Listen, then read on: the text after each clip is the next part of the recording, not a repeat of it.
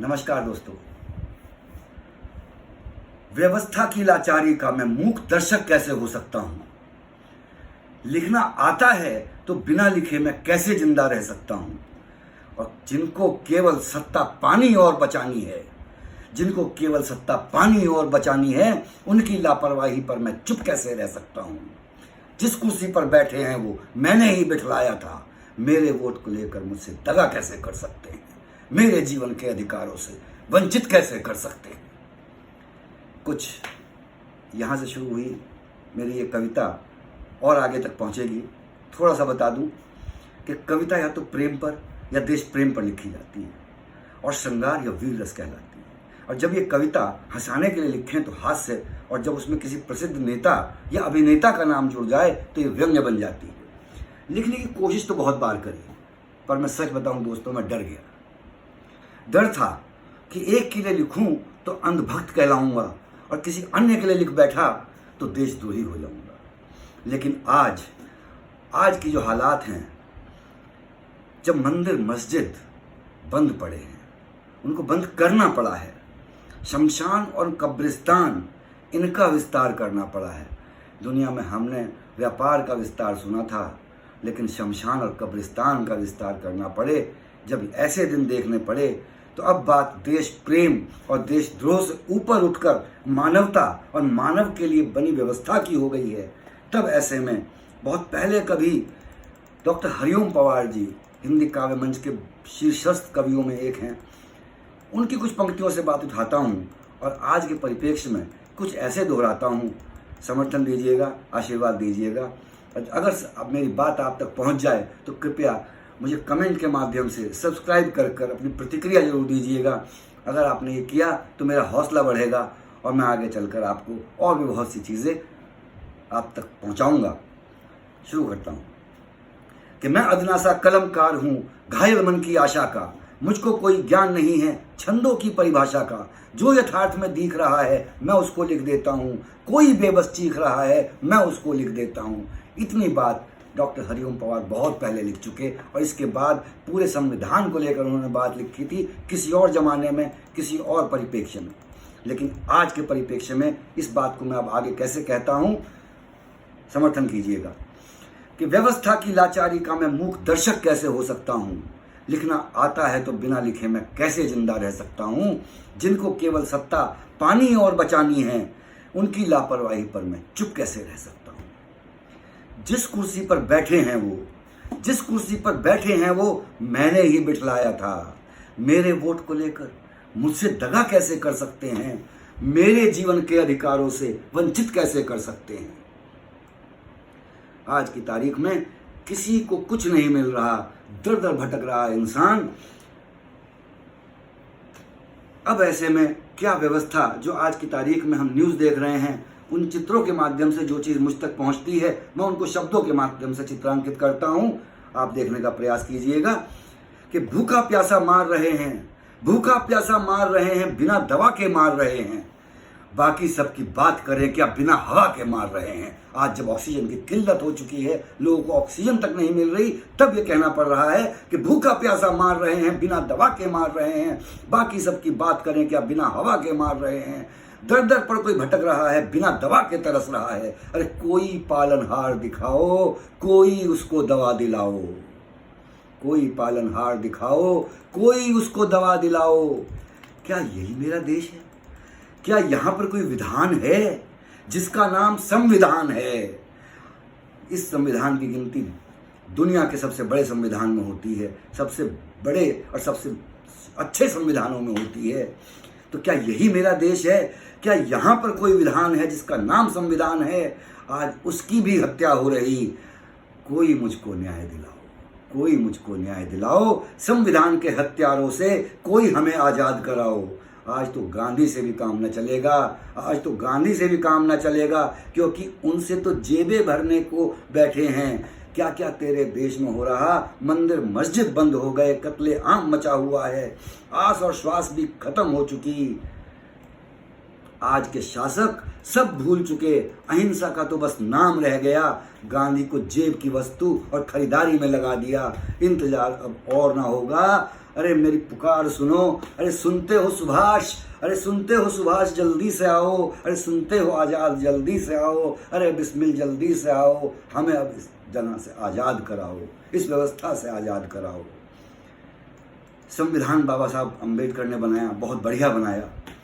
थोड़ी सी लाइनें उनको समर्पित कि संविधान ने सत्ता संतुलन के ये समानांतर शीर्ष दिए, न्याय, चुनाव, सेना और सरकार। इन 4 व्यवस्थाओं पर हमारा देश टिका हुआ है, पूरा संविधान बचा हुआ है। न्याय व्यवस्था जिसके लिए कोर्ट बनी हुई हैं, चुनाव जिनके माध्यम से हम सरकार चुनते हैं, सेना सीधे राष्ट्रपति के अंदर में आती है, हमारी सीमाओं की रक्षा करती है और वक्त पड़ने पर देश के अंदर भी हम सबकी सहायता करती है, और सरकार। ये 4 समानांतर व्यवस्थाएं दी गई हैं, समानांतर शीर्ष बनाए गए हैं। तो संविधान ने सत्ता संतुलन के ये समानांतर शीर्ष दिए, न्याय, चुनाव, सेना और सरकार निष्पक्ष रहें ये प्रावधान किए। फिर ये व्यवस्था क्यों इतनी लाचार दिखाई देती है? जनता बेचारी सांस सांस को क्यों लाचार दिखाई देती है? अरे भूखे रहने की तो आदत डाल चुके थे हम, भूखे रहने की तो आदत डाल चुके थे हम, अब तो प्राणवायु को भी इंतजार दिखाई देता है।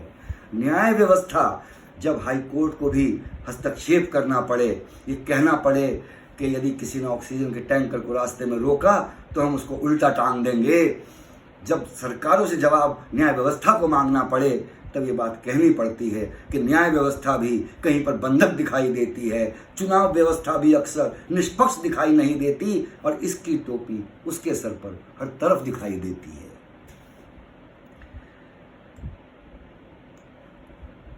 जो हालात हुए पिछले कई वर्षों से, उनके ऊपर थोड़ा सा आता हूं कि जब सत्ता का ध्यान भटककर निज केंद्रित हो जाता है, ये ऐसा नहीं कि अभी हो, पहले भी होता रहा, लेकिन इस बार हम सबकी अपेक्षाएं बहुत ज्यादा थी।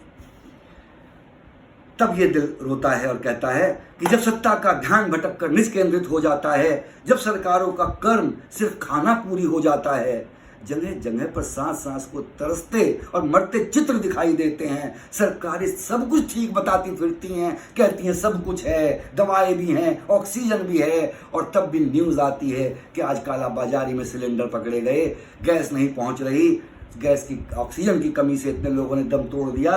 तो सरकारें जब सब कुछ ठीक बताती फिरती हैं और कालाबाजारी चहुओर दिखाई देती है, आलम तो ये है कि अब 2 गज ज़मीन भी एक स्वप्न दिखाई पड़ती है। लाशें भी इंतज़ार कर रही हैं जनाब, लाशें भी इंतज़ार कर रही हैं कि कब वो चिता पर रखी जाएंगी, कब उनका संस्कार होगा, कब किसी को कब्र नसीब होगी। एक एक चिता पर कितने शव फूकोगे? ये चिताएं अब दावानल बनकर फूटेंगी, हर एक कर्म का हिसाब करेंगी, एक नया संविधान रचेंगी। उस दिन पछताओगे, बहुत पछताओगे। अब इंसाफ करना इंसान के बस की बात नहीं, इंसाफ तो होगा पर इस अदालत में नहीं। अब उस अदालत की बारी है, तैयारी कर लो, अब फांसी लगने की तैयारी है। सच कहा था किसी ने कि ऐसा कलयुग आएगा, हंस चुनेगा दाना तुमका, कौआ रोटी खाएगा। हे विधाता, ये कैसा दिन दिखलाया है। भाई भाई को कंधा न दे रहा, पुत्र पिता को अगन न दे रहा, घूमने वाले पार्क भी शमशान बना डाले, और पूरे के पूरे शहर अब तो सुनसान बना डाले। ठीक है साहब, जो चाहे वो कर लो, राज करो, अरे राज करो भाई, राज करो। अब इस सीमेंट के जंगलों पर राज करो, अब कोई विरोधी नहीं बचा। पर हाँ, याद रखो कि अब अपना भी कोई नहीं बचा। हो तो बहुत बुरा चुका है, पर फिर भी अब तो आत्मा जगा लो, आपस में लड़ना छोड़ो, प्यार जगा लो, सत्ता विस्तार की अभिलाषा छोड़ो, मानवता का विस्तार करो। हर भूखे को खाना दे दो, एक ही इल्तिजा है, हर भूखे को खाना दे दो, हर बीमार का इलाज करो। जब केवल प्यार बांटोगे तो केवल प्यार पाओगे, जब प्यार बांटोगे तभी प्यार पाओगे। किसी सुरक्षा की जरूरत नहीं होगी, जो आज जेट सिक्योरिटीज लगाए फिरते हैं, किसी सुरक्षा की जरूरत ना होगी। हर भाई को पहरेदार पाओगे, हर भूखे को खाना दे दो। वहीं से फिर शुरू करता हूं कि हर भूखे को खाना दे दो, हर बीमार का इलाज करो। जब केवल प्यार बांटोगे तो केवल प्यार पाओगे, किसी सुरक्षा की जरूरत ना होगी, हर भाई को पहरेदार पाओगे। और भारत की खुशहाली का मंत्र किसी और वक्त बताऊंगा, आज तो मानवता बचा लो, बार बार दोहराऊंगा, बार बार दोहराऊंगा। अभी के लिए तो मान लो, बस अभी के लिए एक ही मंत्र देता हूं कि अभी के लिए तो मान लो कि चूक हो गई, फिर ना कभी दोहराऊंगा। जैसा इससे पहले था उससे भी बेहतर हिंदुस्तान बनाऊंगा। क्षमा दान मिल सकता है, माफी का कोई विकल्प नहीं। गलतियां सबसे हो जाती हैं, एक बार क्षमा मांग ले, एक बार का गुनाह तो भगवान भी माफ करता है। तो क्षमा दान मिल सकता है, बस एक प्रायश्चित कर लो। जहां इतने कानून जनता के लिए बनाए हैं, एक और कानून अपने लिए बना डालो। पूरे बहुमत में हो, एक और कानून पास कर दो कि कोई प्रधानमंत्री या कोई मुख्यमंत्री अपने सिवा किसी के प्रचार में न जाएगा, केवल अपने काम पे होगा, ये चूक न दोहराएगा। फिर से सुन लो कि बस एक प्रायश्चित कर लो। जहां इतने कानून जनता के लिए बनाए हैं, एक और कानून सिर्फ अपने लिए बना डालो। पूरे बहुमत में हो, एक कानून पास कर दो कि कोई प्रधानमंत्री या मुख्यमंत्री अपने सिवा किसी के प्रचार में न जाएगा, केवल अपने काम पे होगा और ये चूक न दोहराएगा। और जिस दिन भारत की संसद ऐसा कानून बना देगी, कोरोना की क्या औकात, हर महामारी को हरा देगी, हर महामारी को हरा देगी। धन्यवाद, नमस्कार।